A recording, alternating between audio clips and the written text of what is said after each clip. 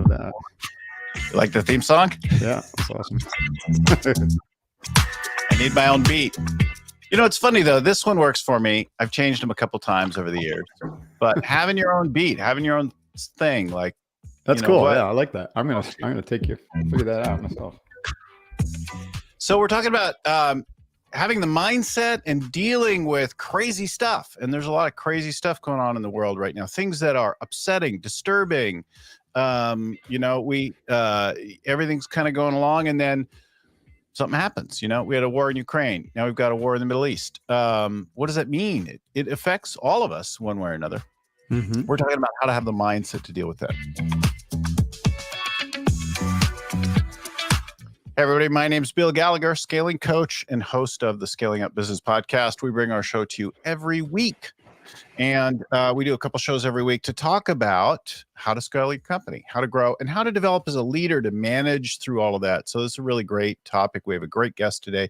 Before we get into all that, I just want to say that we've got a coaching program for you at any level. So if you're trying to get to the first million, we got a thing that runs through the EO organization globally. If you're trying to go from 1 million to 20, that's our Growth Navigator program. Weekly touches to help you grow and scale the company, a little something every week. And all the scaling up framework and a whole bunch of other stuff. Scalingcoach.com/navigator is where you'll find that program. And then of course we have coaching programs and things up to and over 1 billion and to thousands of employees. So we can help you at whatever stage, and we love to do it. So that is all there and more at scalingcoach.com. Hey, I want to welcome to the show now, Mark Devine. Mark is a former Navy SEAL commander, and he is the CEO and founder of this SEAL Fit organization. He spent 20 years in the Navy SEALs, but he had a background in business before that. We'll talk about all that and more. Mark, welcome to the show. Bill, thanks so much for having me here. It's great to see you again. It's good to see you again. Mark and I met, actually, I think we met somewhere else before that, but we met recently at Harvard University, on the East Coast. Boy, talk about change of brand value and world events, man. Suddenly in the crossfire dealing with positions that you take. Like, you just never know. Like, you wake up, you walk out, and then you can get rocked by something. Oh, shit. Big time. And it's going to happen, right? It's going to happen in your life anyways, because that's what it means to be human. But if you're going to, we're in this VUCA world. And so it's accelerating, and it's touching more and more people as we see what's happening in Ukraine and Israel. And then the positionality that, institutions take or don't take puts them in the firing line. It does require a whole new kind of recontextualization, and it's an opportunity for growth, I think, for everybody, right? So, you asked, or you title this podcast, like, how do you learn how to stay calm and deal with VUCA? Well, perspective is probably the number one thing, right? Being able to take a broader perspective and to be ready for anything, right? There's our music. Wow. That's funny. Like a whole new thing has happened. That's awesome. Someone's trying to come in and hack us. Gotta be ready, Bill. Gotta be ready. You're watching the video. There's a background screen behind me on camera, and it just did something weird. The thing sending went weird, and anyway. But like, totally on your point, be ready for like any crazy thing to happen at any given moment. Right. VUCA stands for volatility, uncertainty, complexity, ambiguity. I've been working with SEAL trainees and other special operators and also business leaders like for almost 15 years, teaching how to navigate that. And now it's all suddenly you see VUCA showing up in academic papers, and it's kind of become more of a well understood term. But it was developed by the military long ago, and as a special operator and leader in those environments, there's really are some tactics, some developmental skills and kind of methodologies to really orient yourself to deal with VUCA, which is rapid change, complexity that is nonlinear. It's happening, shit happens spontaneously, and you can't really identify a cause like in the old, complicated days of the industrial age where you could kind of like, you could sleuth out a cause. Now we have black swan events. We have, seemingly things that kind of show up just out of the blue. And it's because of this confluence of technological advancement and the connectivity of the world, and which has led to, this capacity for great violence to happen quickly and spontaneously. And then I don't mean just like terrorist violence or war violence, but violence to an entire industry, for instance, or your business, or like with COVID, right? That was a Right. serious VUCA event that, if you weren't really adaptable, really flexible, and really able to control your arousal response, you're toast. Yes. In the immediate days after the lockdown, I went into like nonstop coaching mode, and I Right. was on the phone with people, our clients, but also anyone else. And I'm like, if you need to talk. And a big part of it was just letting people sort of settle their nervous system so Right. they could actually deal with what's happening. Right. Right. Like, just bring your, and not everybody's good at that. I'm like, oh, I can handle a crisis. Like, I'm going to be right in there, and I can just, I got capacity. I can take care of Right. people. It's a skill that needs to be trained. And as a coach, you're doing the right thing. The SEALs, we use the acronym PBTA: pause, breathe, clear your head so you can think. That's the T. And Mhm. only then do you act. Depending Yeah. upon the severity of the crisis, the PBTA cycle, but before you get to the act part, it could be days or weeks, right? Depending upon the battle rhythm or the level of, hierarchy that we're talking about. If it's ground level ambush, it's like really quick, but you still don't act immediately in an ambush. You pause, you breathe, you assess the situation, you activate what we call the OODA loop.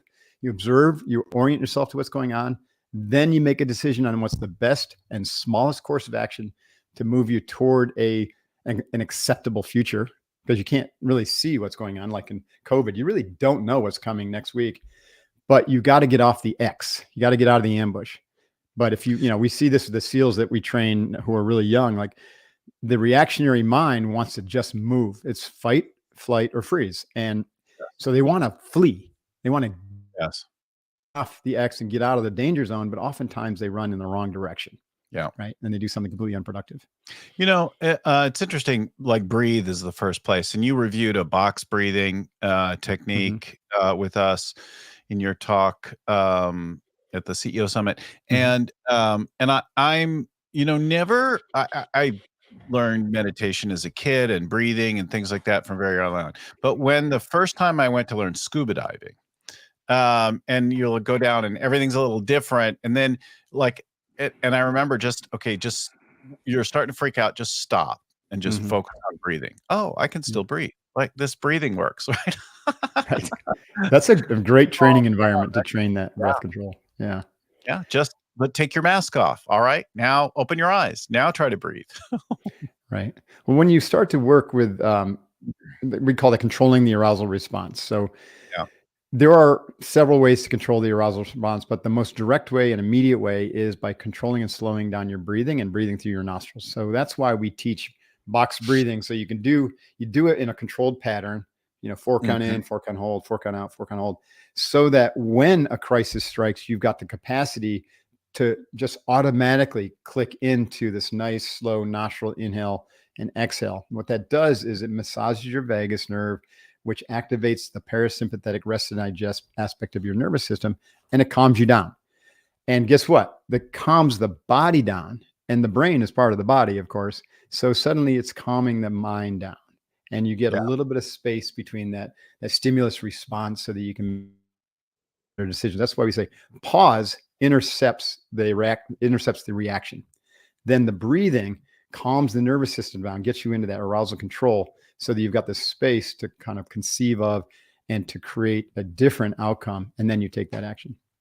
And it can happen very quickly with training. Like, this whole process can happen in a second or so. That one of the things that I learned about myself, and I was sharing with you an event that happened to me when I was very young, but I think it actually started earlier. My parents were kind of loud, and they'd fight and that kind of thing. And I was the oldest kid, and I just had to deal with my siblings, And I think that's kind of where it began. There were things that were scary, and I learned to calm down and just deal, and to just bring everyone's nerves down and that kind of thing. And then when I was about 13 years old, I got off a bus coming back from school, and at the next stop, the whole back end of the bus blew up, and a number of people were killed.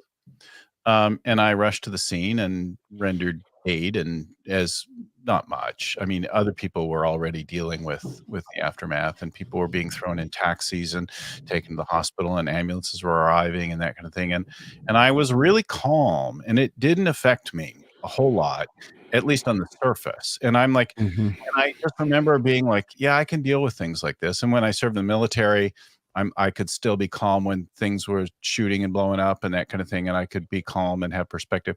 But then a couple years ago, I don't know, however many years ago it was, I saw this movie, The Hurt Locker, Hmm. and it's just a really vivid, The uh, EOD movie. Yeah. yeah, it's an EOD Right. movie, explosive ordnance disposal, dealing with IED explosives on the side of the road, and then just all the stuff. But for whatever reason, at that moment, it all came back to me, that childhood Hmm. trauma. Hmm. And for about 2 weeks, I just was crying nonstop. Hmm. And all I Hmm. could think of, they tried to kill me. Hmm. And I wasn't thinking about like, the adult me who's Yeah. capable and has stuff. I was thinking about the little me that by the childhood name I was known as Kalani as a boy. And I'm like, they tried to kill that boy. And Right. I just, like, and every time I think about it, I'm like, it's all like there, the It's still in you. feeling. Yeah. It took a long time, like 40 Yeah. years for that to come out. Yeah. Well, the trauma gets trapped in your body, and this is an important point for business leaders, right? There is a lot of trauma. You lose your business, or tremendous fear of going out of business, or disruption, or exposure to an incident like what you just went through. Like this, it's a Yeah. dangerous world out there in business travel. If you can't afford a security detail like Elon Musk, like it could be kind of dangerous. So it's one thing to be able to control your body and mind in a crisis to get out of the crisis. But that does not mean that your body hasn't trapped a severe amount of trauma that needs to be dealt with. This is Yeah. why, like, we have Navy SEALs who get out after a certain number of years and they're like still fit and they're peak performance guys, and then they have the same experience that you had. I've had 5 SEALs commit suicide over the last 5 years because they didn't have a mechanism, because they didn't acknowledge or recognize that trapped energy in their body. Yeah. So there are effective means to release that energy. It takes some courage to do that work, though, Bill. Yeah. As you know. I think being able, like, the one thing that I know is you don't want to get stuck with it, right? You have to No, let it move you through gotta you, let and it go. come up at any time. And like my dad died some years ago, tragically, in 2008, and and at first it was really significant, and then all of a sudden, like out of the blue, I'd get a reminder or something, and then it'd be there again. I'd be like, oh Right. my God, I miss my dad. And I think that, like, being able to not resist it, whatever it is, and then like let it pass. Cause like there it's gone. And now I can also tell you about how cool he was, Right. like, Yeah. and that kind of thing, like learning how to deal with that. And it's that body mind connection. Like we're Mhm. all, things are, it's all connected. It's all connected. Couple weeks ago, we had the attacks in Israel, and I woke up and I was stunned and shocked, and um, and and because my connection, my first thought was I want to go fight, and then I'm like, okay, I'm way too old to go. I'm past that Come age on, now. Bill. I'm Go. really good with a grenade launcher.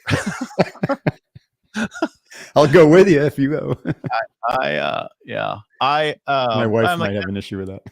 she might, mine too. But it is that we have different responses to stuff, right? The fight, Right. flight, free. But I was outraged and I wanted to do something about it. And that was my initial instinct, was like, this can't be, we have to Mhm. stop this. But like, we have things like that happen in our business. We had a factory that got flooded in Thailand. There was a bunch of floods near Bangkok Mhm. a few years ago, and I watched them, like, some places were like, just whatever, we're shut down, and these guys are like, they put up bricks and planks, and they figured out how to work on the second floor, and they like love that. Awesome. Though they're like, hey, there's a lot of water right now, Right? Shit and so happens. find a way to deal with it, right? And I just love that. And they sent me video of them, walking into the factory on the planks and stuff. And I'm like, God, love these people. Like, Yeah. great. Well, I think Like, there are areas of the world, and yeah, and this is inclusive of Israel, although maybe they felt a little safer in the last few years because they hadn't had something like this happen recently. But generally, if you grow up with a lot more of this type of thing happening, then you get a little bit more resilient toward it. And I think Yes. this is the challenge that we're seeing in America, and kind of like what we consider the Western world is like, we've just come through one of the longest periods of prosperity Yes. and safety. Right now, that safety started to break down after 9/11, but for the most part, most people haven't had the back of a bus blown up like you did. And so No, it's a shock when they start to see it coming. people grow up in, if you talk to people convicted of felony serving time in a maximum security prison, they all have a story of childhood trauma, of extreme violence and things in their immediate family. And then you're like, why are you here? Well, it's obvious that that's the world you grew up in. That's what you are. That's right. Yeah, it plays out. I love to chat about development, right? Because it's one thing to talk about VUCA and navigating extreme rapid change and trauma, right? And it's another thing to have some tools to develop so that you can become a more holistic or complete leader, right? So that you're not the one who your team is looking at you and saying, "Bill, what do we do?" And you're like seized up, with foam coming out of your mouth going, "Ah." That's not inspiring a lot of confidence, right? So this is one of the things that we do at SEAL Fit and like coaching businesses.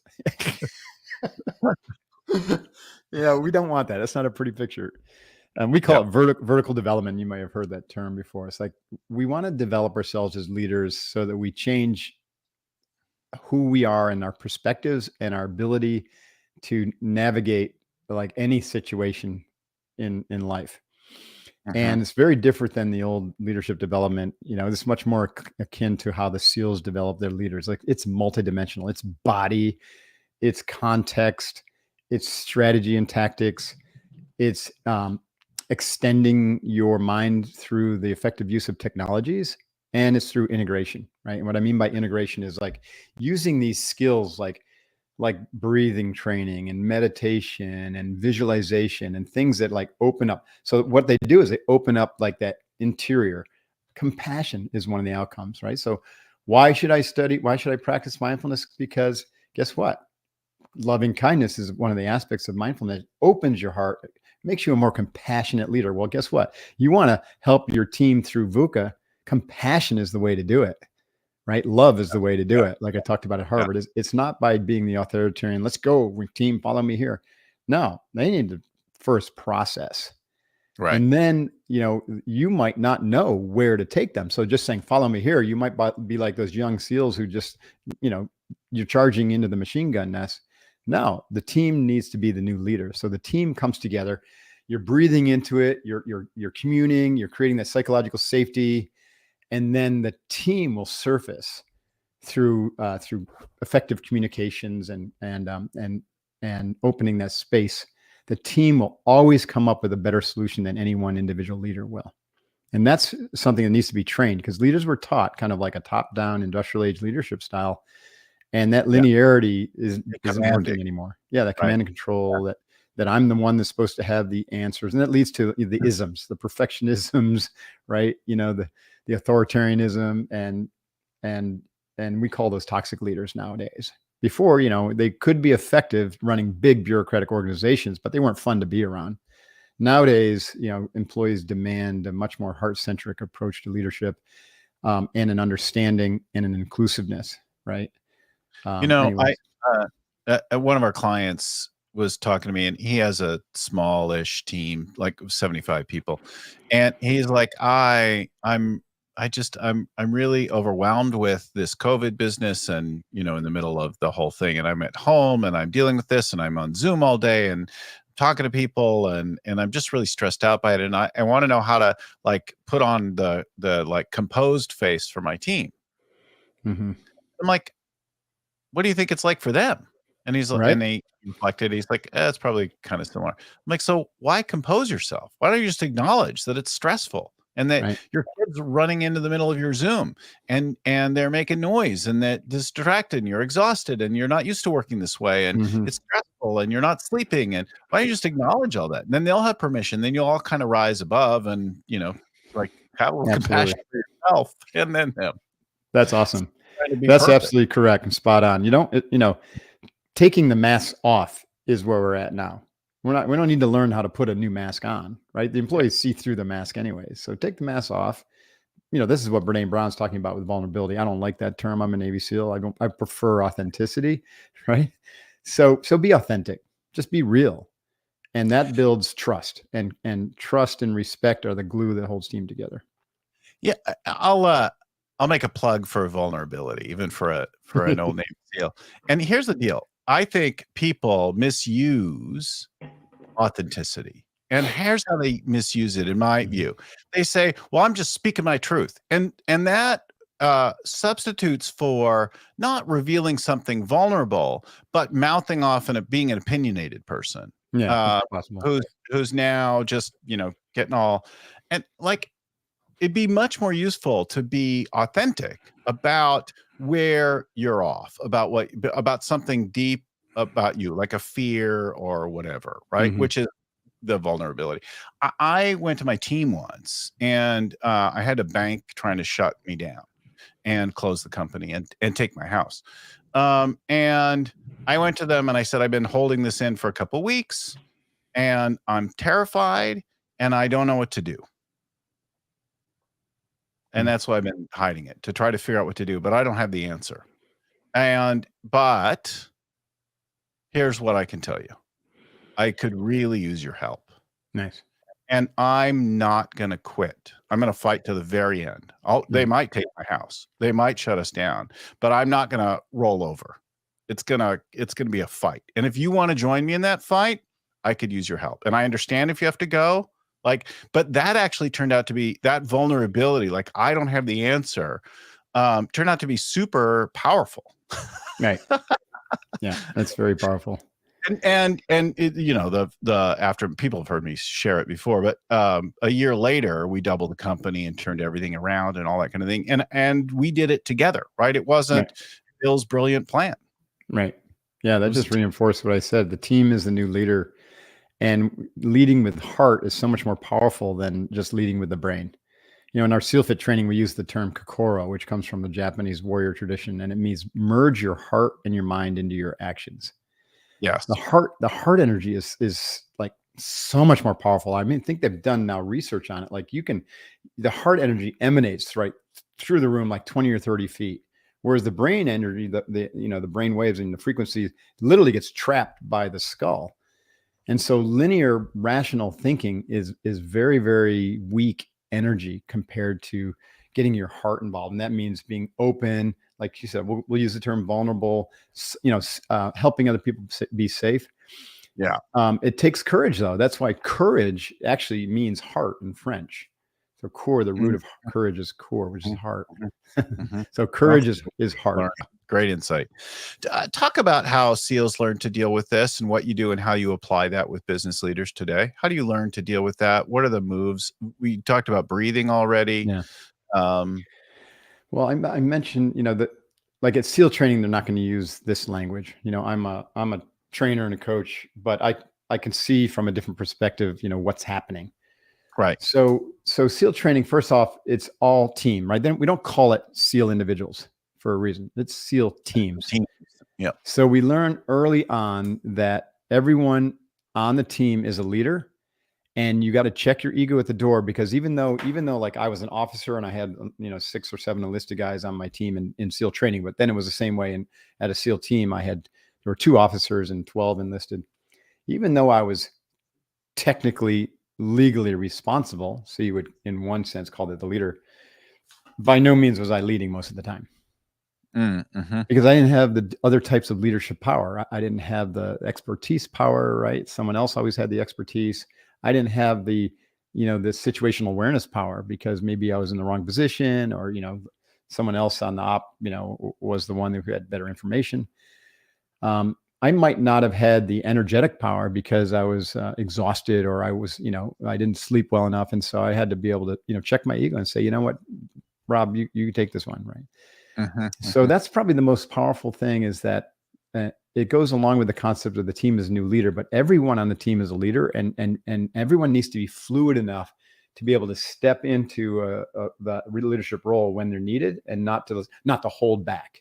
And that means the leader, like the appointed leader or the CEO, needs to have the ability and the willingness to step aside to allow space for all these other geniuses to kind of step in and fill that void.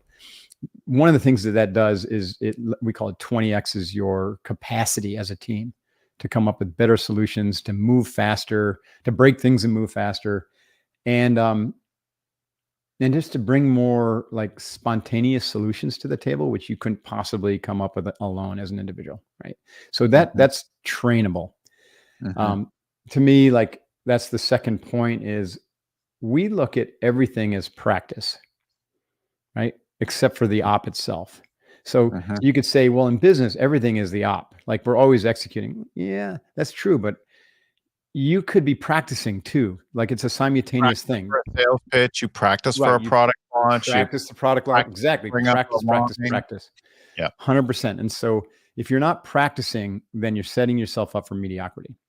Yeah. You're always practicing. Navy SEALs are training around the clock. And even in combat, when you think, well, no, we're doing the work. Yeah, we're practicing for the mission every night, right? We're doing mental rehearsals, and we're doing little. We take little pieces of it that might be our most like critical node, where we know if that fails, everything fails. We practice that, and we try to develop alongside this, kind of another tributary of this thought is, we take anything that is repetitive and turn it into a standard operating procedure, or SOP. And we relentlessly drill those and refine those, always refining those SOPs so that they don't become the critical node that is that cascading failure.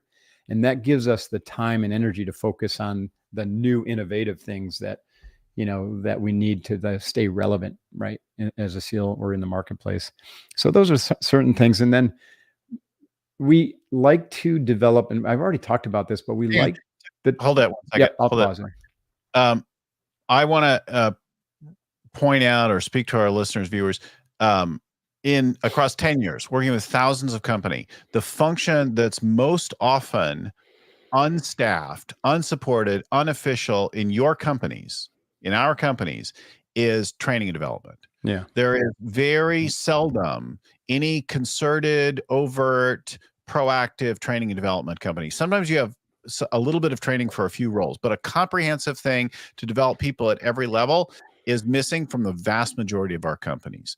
And it doesn't, like, you could level it up. You could make it, you could actually have somebody volunteer to take it on. But if I wanted to fill one job, it is an ops manager. It's developing our people, right? Yeah. Yeah. And that development, as we talked about earlier, needs to be multidimensional these days, right? Individuals, are expecting now, especially the younger generation, to come to work and to find growth at work. And that's why we use the term a community of practice with our clients. Like, you become a community of practice, and within that, you decide upon what are some of the things developmentally that we want to work on as a team, and what are you going to do as an individual. So, for instance, box breathing. We work with our clients on box breathing, and we box breathe before every important meeting. It has an extraordinary effect, clearing the mind, kind of opening everyone up, leaving the stuff behind that they dragged into the room that was going to be the next negative grenade. That's an example of a practice. So the SEALs are a community of practice. Like, we show up, we expect to train and practice together. We expect everyone to step up and work to become their best selves. And this creates an incredible ethos, right? You've heard of the, like an ethos or a stand. And so the SEALs have an ethos built on courage, right? We courageously go toward the sound of gunfire. We expect that of everyone. Trust, like, we trust that you, Bill, are doing the work that I'm doing, so that when you get in trouble, like, you're going to have your wits about you, and I'll be there to support you. And when I get in trouble, you're going to be there to support me. And it's built upon your commitment to training, and that builds trust. So you can't hide, right? In one of these, in an elite culture environment like this, there's no hiding. There's no like, like quiet quitting, or I'm just going to like lay low today. No, there's an expectation that you're going to bring it every day, like bring it. Yeah. And then that leads to great respect. And I told you, courage, trust, respect is the glue. That's like the ethos that holds the SEALs together. The best teams in the corporate world, same thing, same exact thing, right? Everyone just brings their A game. They expect it of each other. If there's a slip up, fine, we deal with it. But then, everyone get back on the bus. And if you can't live this ethos, then you don't belong in the team. Yeah. The other thing that's really, this is one of the foundational things, because then it allows the team to do two critical things. One is to move really fast, right? We call it fail forward fast. This expectation that there's no such thing as failure, there's just a failure to learn. And the faster you can get to that point of learning, the better off you are. So, this shows up in like minimal viable products, speeding up the execution cycle, that type of thing. Really, really important. And that OODA loop I alluded to earlier, is like the way we kind of orient our minds, built upon the foundation of training and the SOPs, right? That we can get something out there, quickly observe what's, how the market's responding, how the environment's responding, orient ourselves, by changing the product, changing the offer, changing the speech, whatever, and then make a new decision and execute. And then we try to speed up this cycle and get inside the OODA loop of our enemy or of our competition. Because if we sever the OODA loop of our competition, and then they're out of the game. So that's critical. And then the last thing is, and there's plenty more, but I could go all day talking about this stuff. Communication, right? This goes back to the vulnerability. Like, not many organizations are capable of communicating at the level that Navy SEALs communicate, right? It's brutally honest. It's extremely direct. It's never about the person. It's always about the mission.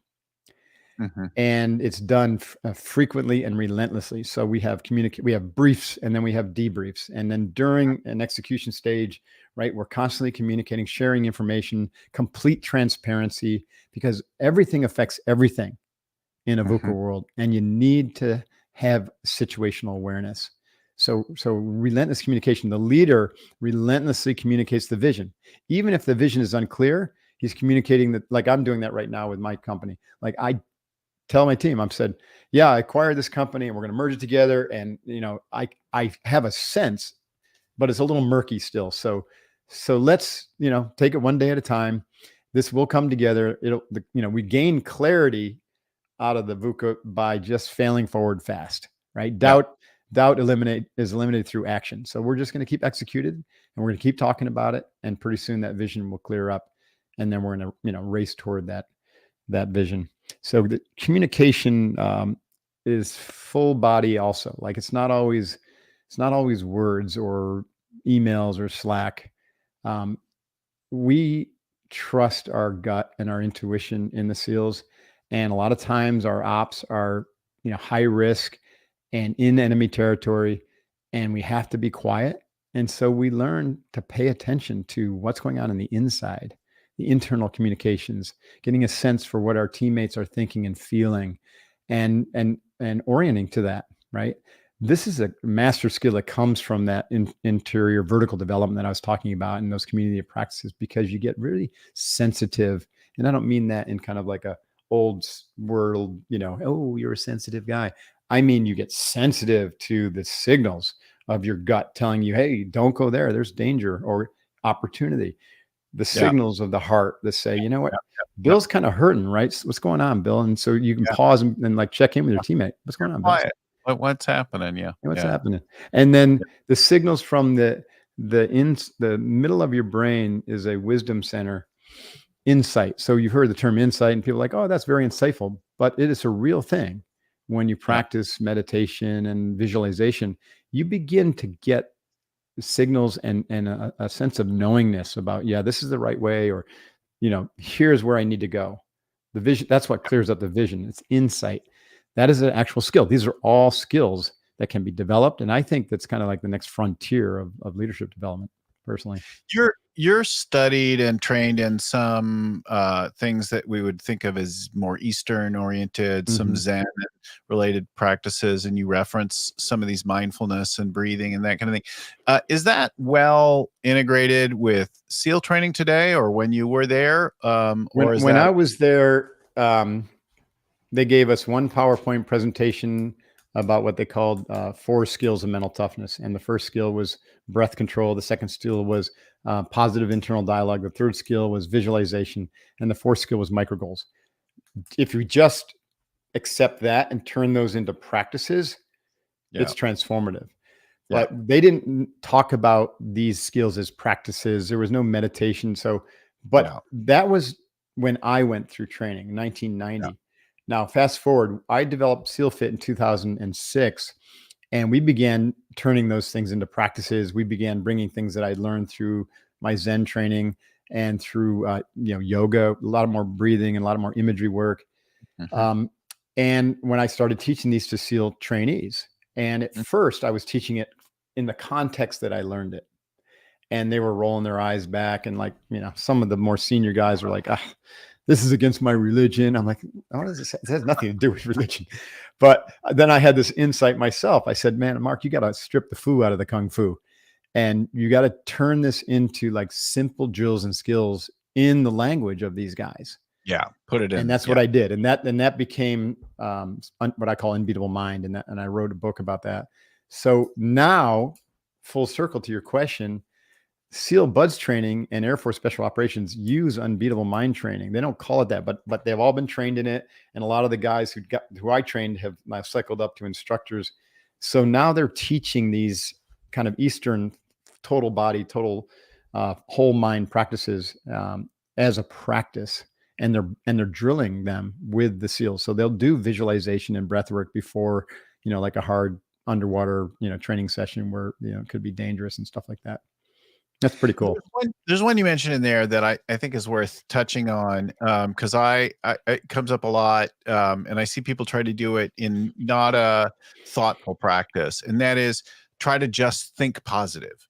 And and I think it goes bad when it's like icing on a mud pie. Absolutely. Right? Your needs are still shit. But if you have a mindfulness about it, it's like, okay, I've got all this. What else? And I expand, but I don't try to suppress or cover something. I acknowledge that I've got a swirl of stuff, and then I look outside for what else, or some other way of viewing or holding an idea. Then there's power in it. But if you just try to like positive talk yourself over something when you're like freaking out or feeling negative, I don't think it goes very well. Context matters, right? So first off, negative energy destroys performance, destroys your own performance. Like, we are energy. If you're thinking negatively and you got negative emotions, then you will weaken yourself. We know that from kinesiology.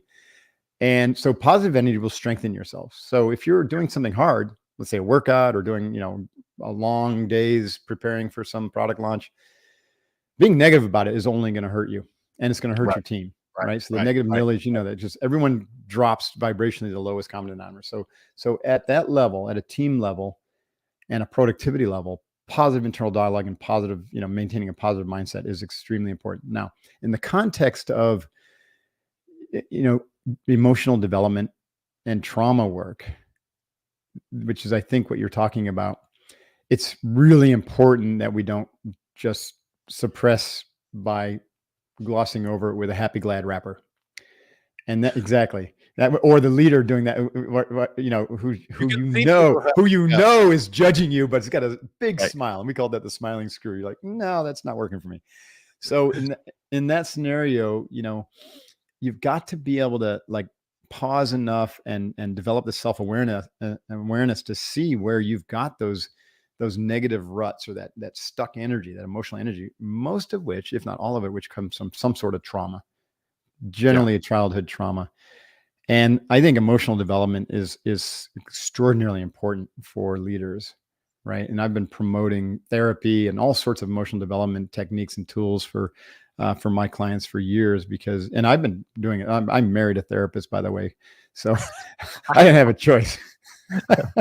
But I'm sure glad I did. I think about that, like reframing. So I for like 11 years, I did a lot of triathlons, And I remember when I went first out to do it. So I had grown up near the ocean. I had swum, I had surfed, I had things like that. So I felt like I was cool. But I was in Hawaii in warm waters for a lot of that time, and in daylight in a beautiful place and feeling safe. And that, but now I'm going to go do triathlons, and I need to learn to swim properly and fast, not just to paddle out for surfing. And I'm a mediocre swimmer, and I'm out to swim in the San Francisco Bay, which is pretty chilly, especially at the wrong time of the year, right? It gets particularly chilly. So there I am out, and it's late. Now the sun's gone down, a little bit of fog's come in, and it's late, it's dark, it's cold. I'm not yet comfortable in it, and I'm alone. Been there. Because I'm like, right. So I'm now going to swim in this place where things might bump me and do out there by myself. And I just wanted to quit. Right. But this is the beginning, and I'm just going to start doing these triathlons. And I've said I'm doing this. I've told a lot of people, and I'm like, okay, well, and I was cold and uncomfortable and definitely a little scared and feeling alone. And what did I get into? And I'm like, okay, well, I have two choices right now. I could quit, and then I could just not bring it up. I could avoid the fact that I was scheduled and come back on a better day, and we could start. Or I could go swimming right now in this environment, which is all that. And then what would that be like? Well, actually, that would be kind of cool, because tomorrow I could talk about what I did and how difficult it was. And I realized, oh, I like that idea. I love bragging. Love it. So if I do this uncomfortable thing now, I can brag about it tomorrow, and that works for me. So I'm like, I reframe this uncomfortable thing as bragging rights. And so I was miserable, like I'm cold and all that. And I'm trying to control my breathing and swim a mile and, circle around this aquatic park. It's not actually that exposed there, but, and so I did. And then of course I've talked about it now for the last 15 years. That's awesome. When I was at SEAL Team 3, we went to free fall training out in Holtville, California, of all places, in the middle of the desert. And we had just finished our third jump, like our third free fall jump out of like 50 that we're going to do. And the plane had landed. We were basically getting our chutes ready. And we saw another plane come across over the horizon, and we're like, oh, and someone said, oh, that's we got to pause for a moment, because that's the British SBS. They just flew in from England. They just stopped over in Dover, and now they're coming out here, and they're going to jump in. And we're like, cool, right? And so the plane comes by, C-130, jumpers out, pop, pop, pop, pop, pop, and we see a jumper head out and have a malfunction, and his, he had a streamer, right? And so then he deploys his reserve, and unfortunately, it wraps around the main. Oh, he didn't cut the main away. No, his main didn't cut all the way away, which is a problem. It happens on a rare occasion when you deploy your reserve. It's supposed to cut the main away, and it didn't happen. So we watched him burn in, and we're all just going like, "Oh shit!" And then we waited, and like 15 minutes later, this old like ambulance from Holtville, it looked like the ambulance in Ghostbusters comes in and then pulls the guy out. And the instructors looked at us, and then they said, get back on the plane. We're going up for number 4. And I remember my mind saying, holy shit. Yeah. Okay. And then immediately, right, that dialogue kicks in. And because I had been training, and and I had a black belt in martial art, and I'd been training, I just went through it, and I started to curate my thinking, just like you were talking about. I began to reframe, and I said, hey, there's like zero chance of that happening to me. I have chosen to be a Navy SEAL, so I have to learn how to free fall parachute jump. Yep. If I don't, I'll be off the team. That will be a bad outcome. I've already invested a lot of time in this. And oh, by the way, those first 3 jumps were pretty darn fun. So what do I got to lose? Let's go. I got this. Easy day. And so it's kind of like starting an engine. It's like if you have a negative, serious crisis or something that happens, your mind is immediate, because fight or flight, dumps a lot of cortisol, and your vision narrows and your heart rate goes, and your mind is immediately going to go to catastrophization. Yeah. So you've got to fight back. The worst case scenario, you got to fight against that. And so you have to like just constantly talk to yourself, to reframe, positive to override all that. And that's different than what we were talking about earlier about some sort of like long-term emotional thing where you're just like happy, glad rapper. This is a critical tool to use as a leader to stay in control of all that you are ever really in control in, which is your mind and your emotions. You have the opportunity to control them. And then later on, process the trauma from it, which we had to do. And that night, actually, we processed the trauma by going out and partying with the British guys and mourning, their loss with them. Yeah. I had a friend who was jumping, and he broke his back, not badly, but any back break is something. He just took a hard fall on a partial malfunction shoot, and then I had to go jump later that day. Same thing, right? I didn't think I was going to die, but I do know, like, okay, the next time I stepped out onto the wheel and I grabbed onto the strut, and I'm just kind of hanging there ready to drop away. And I'm like, oh yeah, this is beautiful, but it could be bad. Like my buddy, earlier today, down the hospital, like one of the best ways that SEALs develop resiliency and kind of a positive mindset is humor. Yeah. Right? It's a brilliant tool when teams can laugh about stupid things that they've done or that happened to them, and in a respectful way, Coke and joke about things. Yeah. I remember, since we're on the parachute themes, I mean, these are not uncommon, by the way. Listeners like, man, that sounds really dangerous what Bill and Mark are talking about. It's like, it is. That's why the military is a very, very dangerous place to be. So no kidding. I'm really blessed to have survived that. But we were on a static line jump out of a helicopter one night, and I was the second guy out. So I'm jumping out, and it was just beautiful. Like, it's just, there's the moon and the stars, and I'm having my euphoric moment. Yeah. Cause the chute actually opened, and I'm like, yay, this is great. And being the second person out, I thought it was pretty safe. The first guy out should be below me. But so I kind of like orienting myself, scanning, and all of a sudden I see this chute above me, which was the first jumper. So he somehow must have caught an updraft, and he was coming right toward me. And I was like, oh, shoot. Okay. So our standard operating procedure is, right, if we're going to have a midair collision, is both jumpers pull their right toggle, and they kind of like veer away from each other. So I pull my right toggle, he pulls his left. And he goes right into me. And we were only about 700 feet at that moment. So my chute just goes floop, down I go like a rock, right?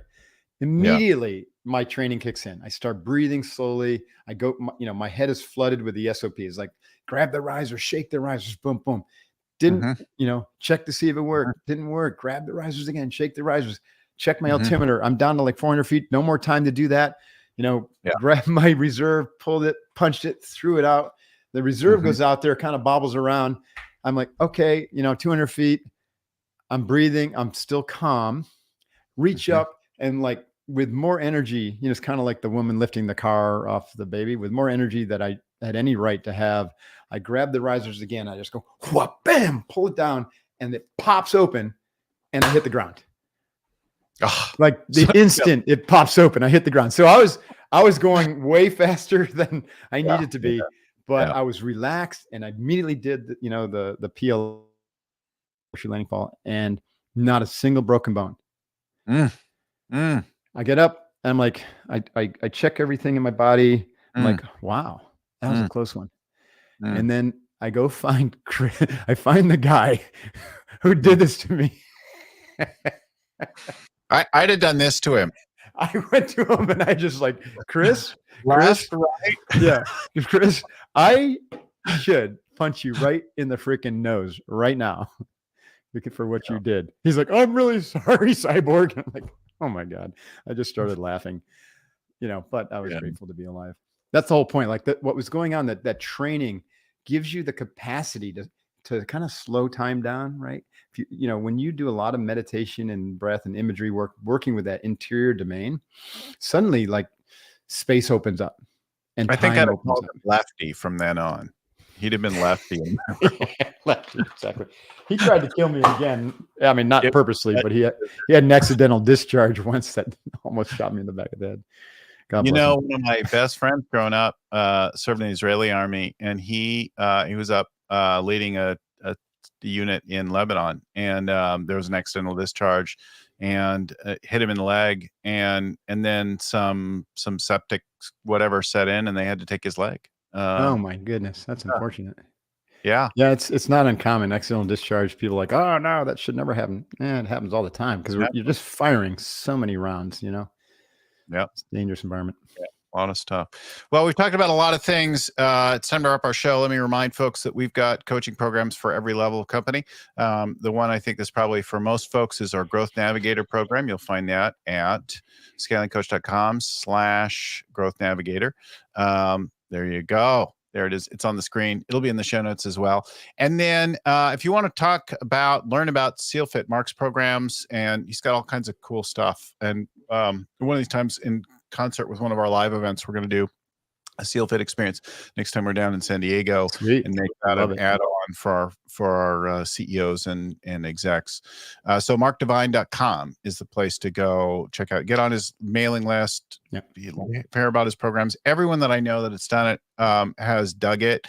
A bunch of friends in YPO and EO down in the Southern California have done the programs, that kind of thing. So I highly recommend that you check out markdevine.com. Shout out to my friend and mentor, Vern Harnish, who created the whole scaling up framework and the Rockefeller habits that came before it, and without whom none of this would have been necessary. And then Wanda Mitchell, who gets our show ready and out the door every week, and folks at Podfly Productions, who produce, edit, and distribute the show for us. And like that, thanks again, everyone, for watching, for listening. We'll talk to you again next time. Until then, keep scaling.